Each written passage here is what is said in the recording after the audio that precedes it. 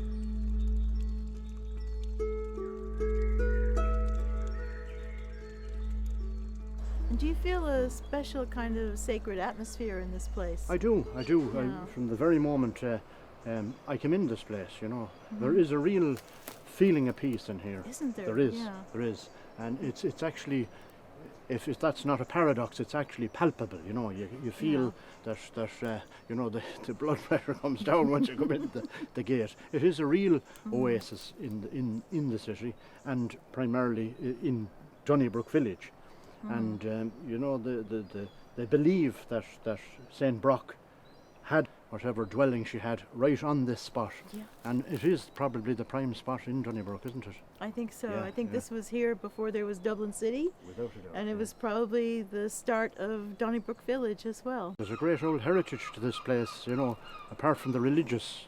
I mean, a lot of the dust of the denizens of Donnybrook lie, and in its environs lie in this area here.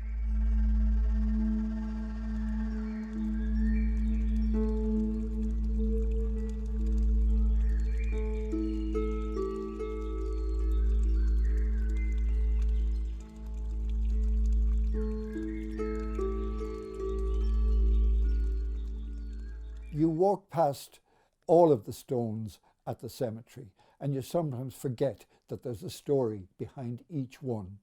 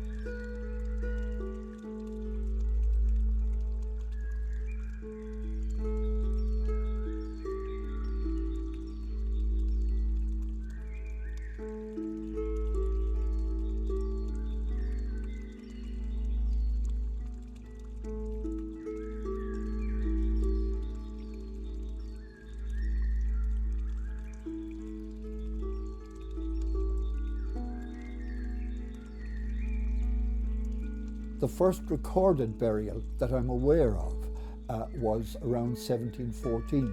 Now, there were other burials prior to that, but the current records just go back to about 1714. The last burial was in 1936. According to Danny Parkinson's book, up to 7,000 burials have taken place there. And one register of that is that if you walk up the laneway alongside it, you'll find the walls are bulging outwards and they've been buttressed, because as the cemetery filled, the pressure on the walls increased.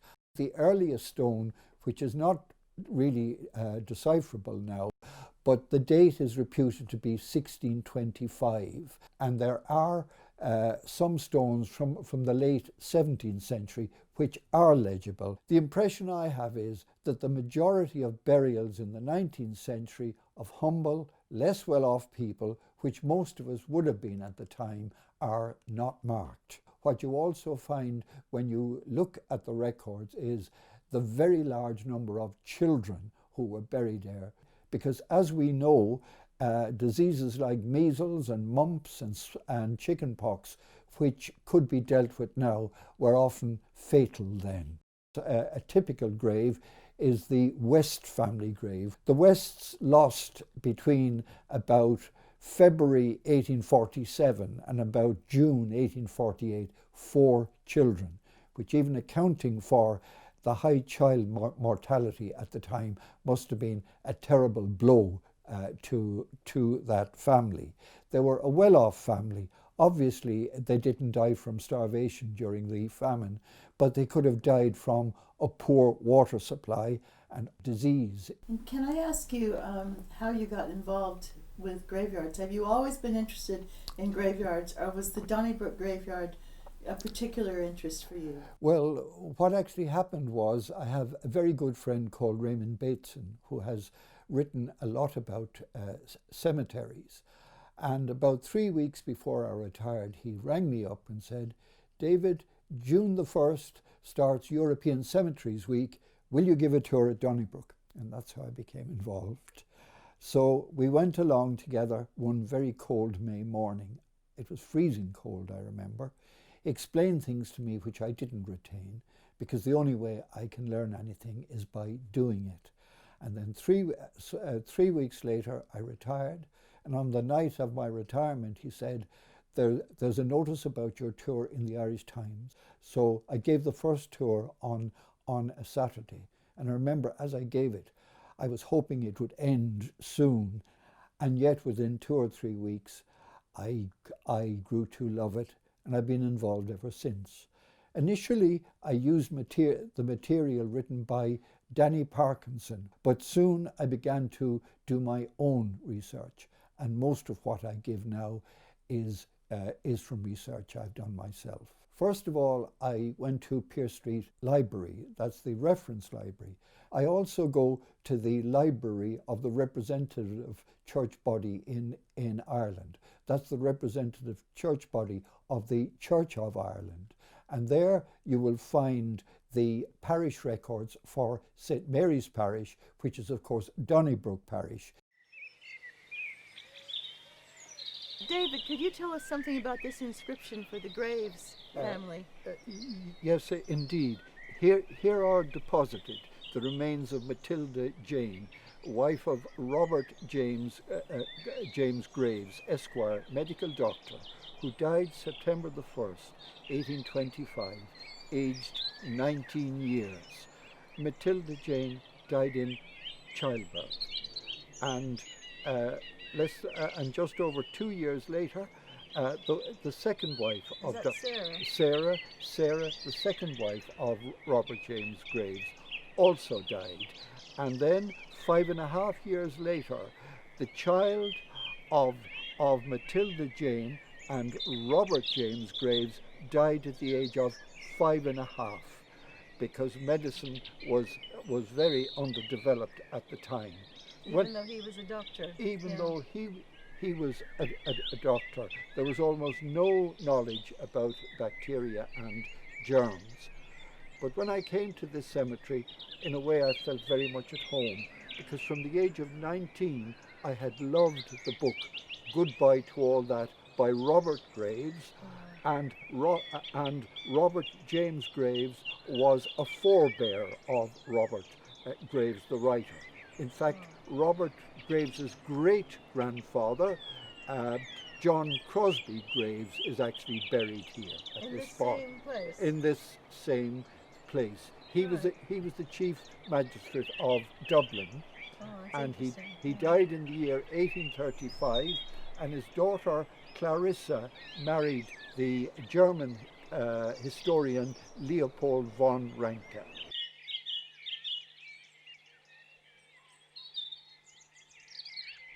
David, could you tell me what the inscription is here? Because it's hard to read now. I understand you have a copy of it here. I have, and it reads as follows. Here lieth ye body of Dr. Robert Clayton, Lord Bishop of Clogher, who was born in the year 1695 and was elected a Fellow of TCD, that's Trinity College, Dublin, in 1714. He resigned his fellowship in the year 1728 and the same year married Catherine, daughter of Lord Chief Baron Donnellan. He was made Bishop of Killala in the year 1729 and died in the 64th year of his age in 1759. He lived esteemed by good men. He died regretted by many, most lamented by his afflicted widow. Finding the portrait brought me a shock of recognition. One day I walked into the National Gallery and there was this portrait of the bishop and his wife, and I felt that I knew them almost. I'd been speaking and thinking about them for a couple of years, and here they were, and they emerge as a very powerful looking couple. I believe that there was an 18th century diarist called Mrs. Delaney, and she speaks of going to their house. They were very hospitable, and she describes one room as being hung with red silk, and coincidentally there is a red background to the portrait. Bishop Clayton and his wife built Ivy House, which is on St. Stephen's Green, and up till a couple of years ago I always thought when I went past Ivy House that I was looking at a Victorian restoration, and I was wrong, because I visited the house 2 or 3 years ago with friends, and I was delighted to discover that the house is structurally at least, practically the same as the Claytons built it. It is now the headquarters of the Irish Foreign Service. While we were there, we were shown another portrait of Bishop Clayton, given to the nation by Adam Clayton of U2, but I thought it was a very fine gesture. Bishop Clayton had a tragic end. It was said of him that he was a man of great intellect but of poor judgment. He found he could not fully accept the doctrine of the Trinity, which was a very difficult place for a bishop of the established church to find himself in. He was called before an ecclesiastical court, and the poor man died the previous night, obviously from stress. But Bishop Clayton and his wife have left Dublin a great gift. Do you tell us something about the inscription here? Yes, well, the inscription is really very spare. There is just the date, the name, and a skull and crossbones signifying death. When the sun really shines, you can see them both clearly. And the Reverend Beaver Blackwell said he was very tired of people asking him about Leonard McNally's grave. The very first time I heard of Leonard McNally was when I was 23, and I didn't hear of him again until many, many years later. I went to Donnybrook Cemetery. I was in Richmond in Yorkshire. I was working in England at the time, and one day I went to the local museum, and there was a copy of The Lass of Richmond Hill, a ballad there, and at the bottom was the author's name, and it was Leonard McNally. Has won my right good will, I'd crowns resigned to call her mine, sweet lass of Richmond Hill. When I first stood over his grave to speak about him, I felt very uncomfortable indeed, because I was saying something at a man's grave that was not to his credit. He was a lawyer and a playwright, and he was also a member of the United Irishmen. And in 1794, an agent of the French government came to Dublin, and he came to find out whether or not, in the event of a French invasion, whether the Irish people would rise in revolt. And he came to visit Leonard McNally. He was a clergyman. The Reverend was passing through London. He looked up an old friend of his and unfortunately told him his purpose in coming to Dublin. He was trailed and he came to Leonard McNally's house and they were arrested. The Reverend was put on trial and Leonard McNally was his defending counsel, but he defended him so poorly, he was found guilty and he was executed. And later on, McNally was the lawyer for Robert Emmet. But at McNally's death, it was found that he had been in correspondence with Dublin Castle all the time. And the story emerged in the most foolish way. He had left his family badly provided for, and his son wrote to the castle asking that the Secret Service stipend be continued. And of course the story was all out then. McNally found himself in a dreadful situation. He may have been told by the authorities that he would have his freedom provided he continued to cooperate with them. He continued to provide information to the Dublin Castle authorities about the United Irishmen and about Emmet and those associated with him. And again, he was the defending counsel for Robert Emmet, but no one knew at the time that he was in contact with Dublin Castle, providing information all the time. But I was so uncomfortable that evening that I went home and I had a mass said for the repose of his soul, because it's an awkward thing to stand at a man's grave and say something that's not to his credit. What I always say now is, no one knows how people get themselves into these situations, and it's better not to come to judgment about it. David, I understand this is the grave of Richard Robert Madden, who is the historian of the United Irishmen, and I believe you have a copy of the inscription? Yes, and it reads as follows. Pray for the soul of Richard Robert Madden, medical doctor, youngest son of Edward Madden, author of many works, much loved, distinguished for talent, piety and benevolence. Born in Dublin, August the 20th, 1798, died in Booterstown, February the 5th, 1886, and for the soul of his relict, Mrs. Harriet Madden, born in London, August the 14th, 1803, died in Booterstown, February the 7th, 1888, a good wife, a most loving mother, and a fervent Catholic. May they have eternal peace and happiness. Amen. And he was, in many respects, a unique man for his time. He is well remembered for his history of the United Irishmen, and also as a great worker against slavery. Around the year 1833, he was in the service of the British government, and he was sent to Jamaica to supervise the emancipation of the slaves. Britain was one of the first countries to emancipate its slaves, and he was sent there to supervise the process.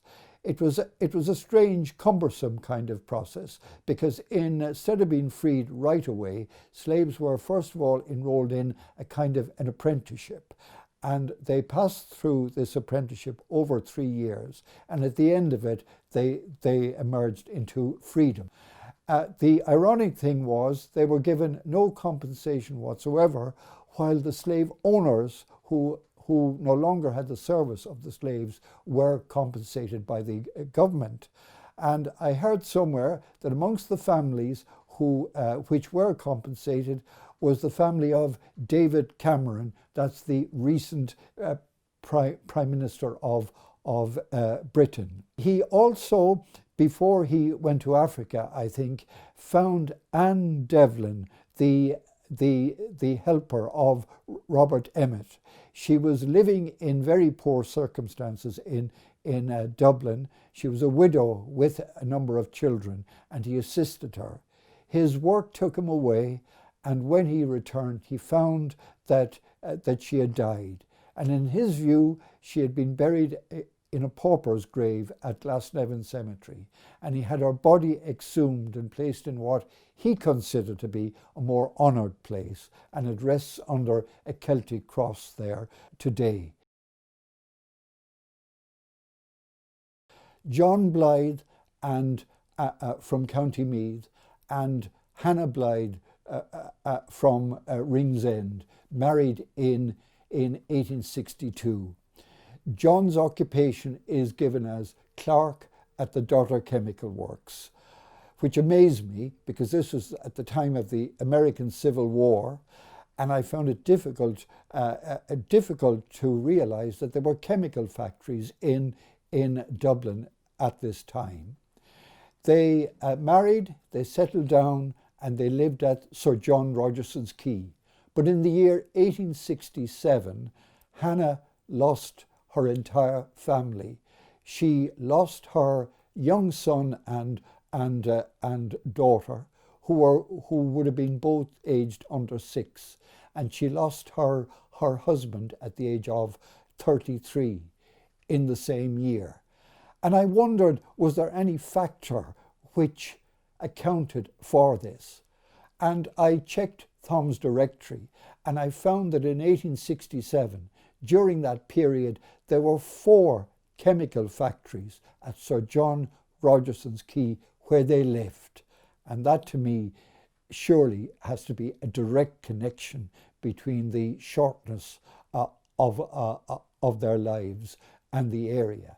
And Hannah herself died 5 years later in the year 1872. And it seems to me as if the family had been killed by the foul environment at the time. Well, Dermot Lacey is my name. I'm a Dublin City Councillor for this area and then former Lord Mayor of Dublin. But more importantly, in this context, I was the chairman of a group that about 30 years ago reopened and restored this graveyard, rebuilt a lot of the gravestones, put in the reinstated footpaths, planted a number of trees.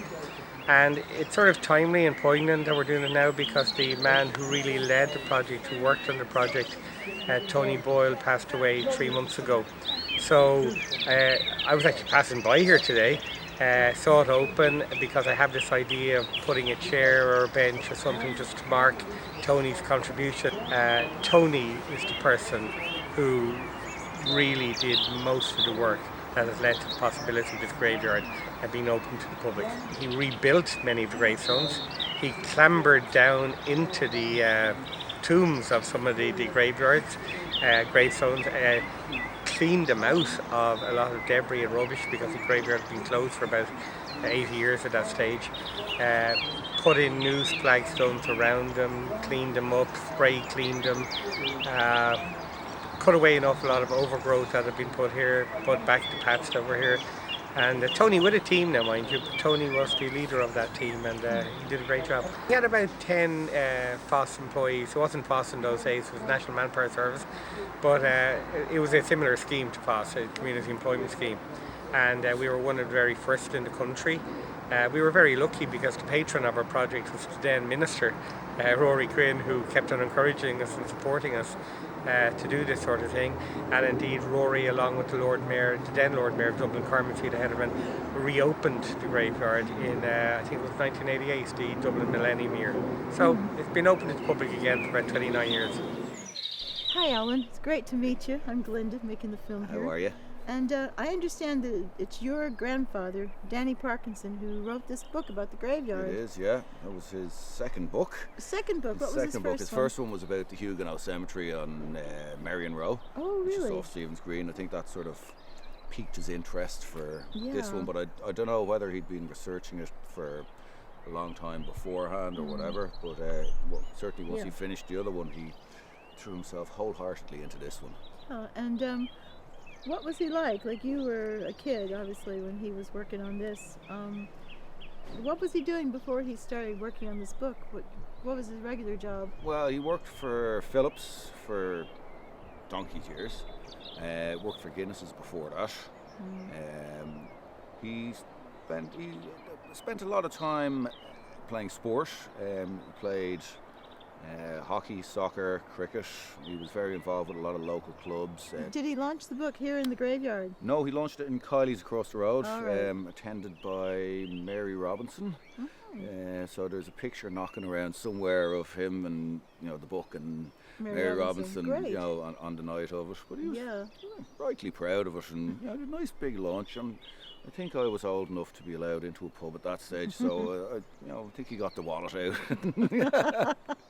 I grew up in Donnybrook, spent his whole life in Donnybrook, and his family were from Donnybrook for years and years and years. And I think now, for the first time, I think in nearly 100 years, there's actually no Parkinsons living in Donnybrook. Really? Yeah. Wow. So it is nice to have. It's nice to have this being done for some sort of memory of him, and But hopefully now some of the Parkinsons will get back into Donnybrook if they win the lottery, maybe, or something like that. And But David is continuing to reprint this book, which Yeah. means it's still available, which is great. there wasn't organised tours like David was doing. Yeah. People used to just ring Danny and he'd come down and he'd say, "Right, come on, kid, I'll bring you around for a tour," and he'd bring them down here and probably Yeah. bore them to death a bit, but Oh well. he was passionate about it. I was introduced to the old Donnybrook Graveyard about 8 years ago by John Houlihan. I used to come here with him. He's the chairman of the local historical society. That's the Ballsbridge, Donnybrook and Sandymount Historical Society. And prior to that, John Houlihan would normally come down on his own and spruce the place up in advance of David Neary's tour. Just to have the place looking well. And I came down initially with him to help him out, and I'm here since.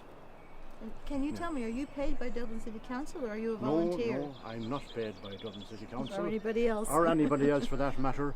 I put into action the old axiom that you do what lies under your nose with the tools that come to your hand. Well, tell us some of the things that you've done here to spruce the place up. Well, particular areas of this old graveyard were very much overgrown and pretty much inaccessible.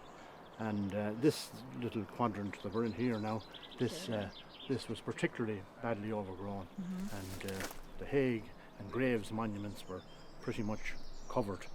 And that wall there, which would probably be the northern wall, was pretty badly covered with ivy. Mother Nature was encroaching on pretty much all the nice little old cobble set curbing, that in large measure. It's a lovely feature in here. That was pretty badly overgrown, yeah. What would you like to see happen to this cemetery in the future? Well, I'd like it to remain as sacred ground, primarily. I mean, it's been sacred ground for about 1,200 years that we know about anyway, and it's incumbent on us that it remains thus. It's a place well worth preserving, even if you haven't a bit of religion in you. As is, as is.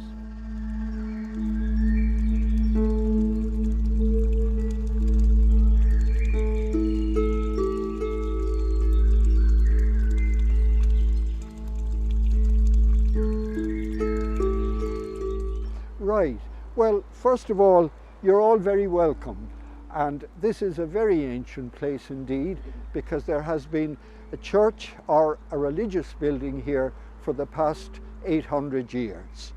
And in the cemetery are the remains of two churches. The first is facing us here.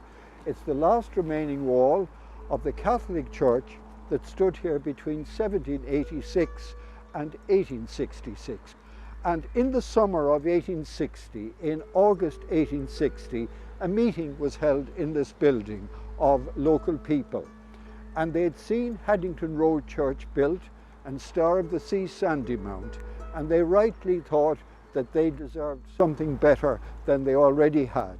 And at that meeting, the sum of £1,000 was collected, which was a huge sum then, because the pound sterling in 1860 had the purchasing power of £100 sterling today. So the equivalent of £100,000 was collected at that meeting. I don't know if he was present, but a local man also contributed to the money needed for the church. And he lived at Muckross Park, and he was an extensive builder, and his name was Mr. Cranny. But he had come to Dublin maybe 20 years earlier, and he'd been apprenticed to a shoemaker in Killarney. Good afternoon. And he had married his master's daughter, and they came to Dublin and they set up a shoe shop there which prospered. And when they had prospered very well, they began to build houses, and they built many of the houses that are now along Marlborough Road and Elgin Road.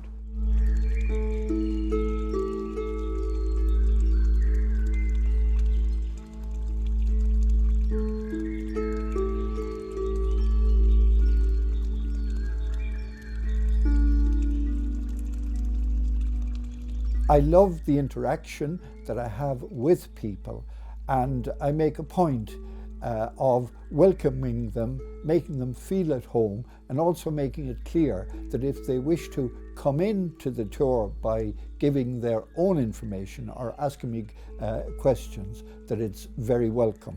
I like the tour to be a kind of conversation.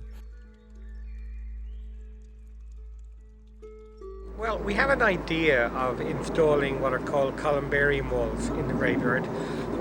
These are the, if you want, the burial chambers for people's ashes after cremation. And we reckon that we could have up to about 1,000 spaces here in the graveyard. Now that would allow people to be buried again locally. People could visit their relatives' final resting place. It would give the council some income to help restore and upgrade further the graveyard, and it would possibly allow us to employ a permanent gardener or caretaker here. So in my view, it's a win-win-win possibility for this, and hopefully we'll get there soon. Okay, who's supporting this idea? You say we, is it? Well, I have put forward at Dublin City Council, and I've won the support of the officials, but officialdom in Ireland doesn't move very fast, and it takes a while to get ideas from idea to fruition. But I'm a persistent individual, and we will have that here. We have to be very careful because the place is a very ancient graveyard. It's a very sacred place for people, and we have to respect all of that. So whatever we do, we have to do it in a sort of sensitive manner, and we will do it in a sensitive manner.